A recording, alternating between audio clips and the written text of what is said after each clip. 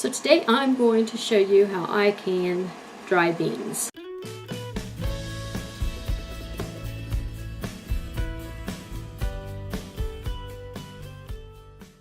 Last year was the first year that I have ever canned dry beans like this, and I don't know why I didn't do it sooner because it is so simple. A lot of the instructions say to soak them first or boil them. In fact, the Ball Blue book says to do that. But I was doing some research last year before I canned them, basically to learn how to can them, and I ran onto a lot of people saying that it is a lot better to go ahead and pack them dry and can them that way than it is to boil them or even soak them, because they usually turn to mush after you can them. So basically today I wanted to try a pork and bean recipe that I had seen, and so I'm going to make these 8 jars right here pork and beans, and then to fill the canner I'm just going to go ahead and can the rest of them just plain with water. Okay, so first of all what we're going to do is we're going to add a ½ a cup of dried beans to each pint jar. Now if you're doing quarts, you'll want to add a cup. And the beans I've already washed and picked through them.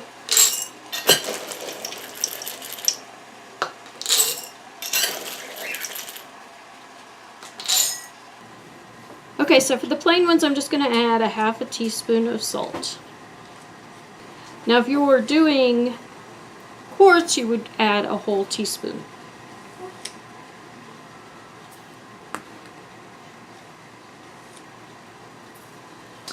Okay, right here I have my sauce mix that I've already mixed up and brought to a boil. I will leave the recipe to this in the description below. Okay, so for the pork and beans we're going to take 1 cup of the sauce mix and add it to each jar.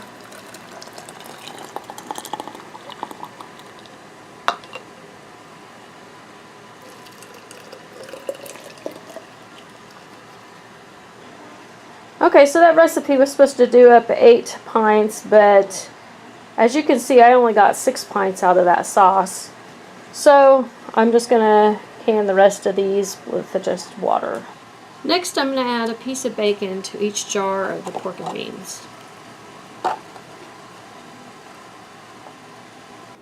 Okay, next you fill each jar to the bottom of the rim with boiling water.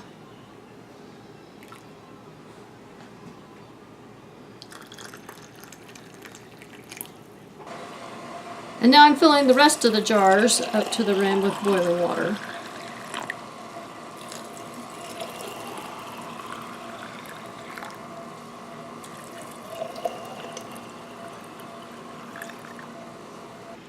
Next you want to give each jar a quick stir to get rid of the air bubbles.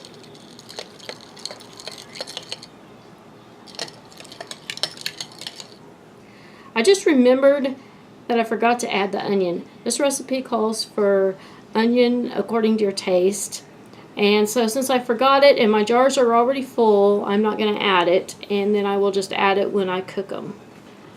Okay, next I'm going to wipe down the rims of the jars.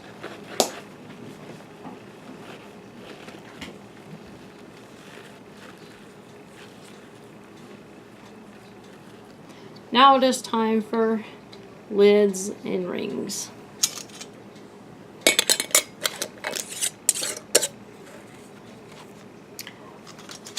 I'm going to tighten them down fingertip tight.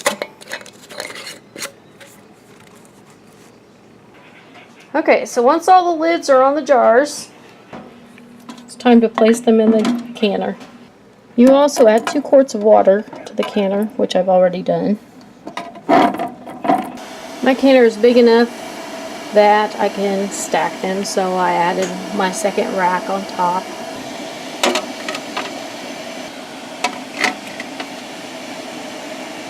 Now that they're all in there, then you'll put the lid on and let the processing begin.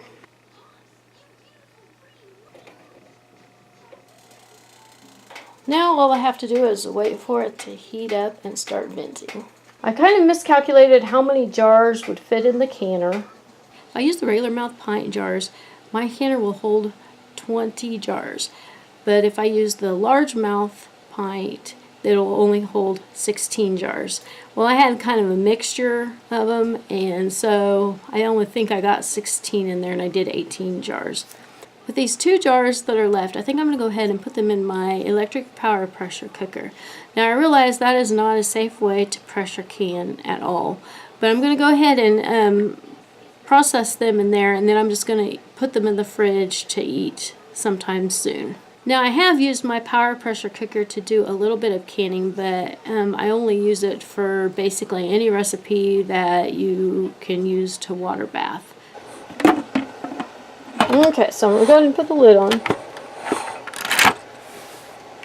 So basically I'm going to go push power preserving and then time adjustment, and I'm going to go up to, okay, it's 1 hour and 15 minutes is what you should process pints, but it doesn't have a setting for that, so I'm going to process them in 1 hour and 20 minutes. Now this will basically do everything on its own. You can just walk away, and then when it's done, you just have to turn it off and let it cool down and the pressure to go down, and then you can take them out. And again, I want to stress that I'm not doing this for long-term storage. As soon as they get cooled down, I'm going to throw them in the fridge and then go ahead and use them.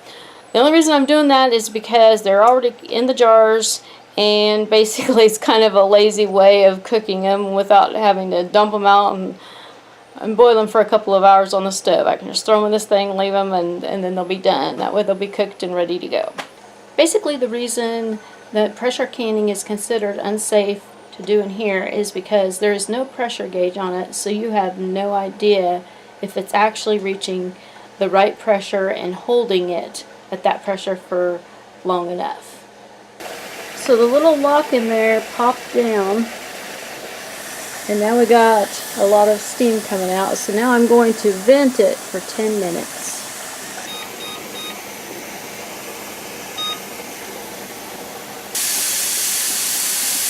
Now it is time to add the weight and bring it up to pressure. This is the point where you will need to follow the instructions according to the canner that you're using, and be sure to build up the pressure according to what you need to for your altitude. Okay, once it jiggles, it means that it has reached pressure. So I'll turn the temperature down just a bit and set the timer for 75 minutes.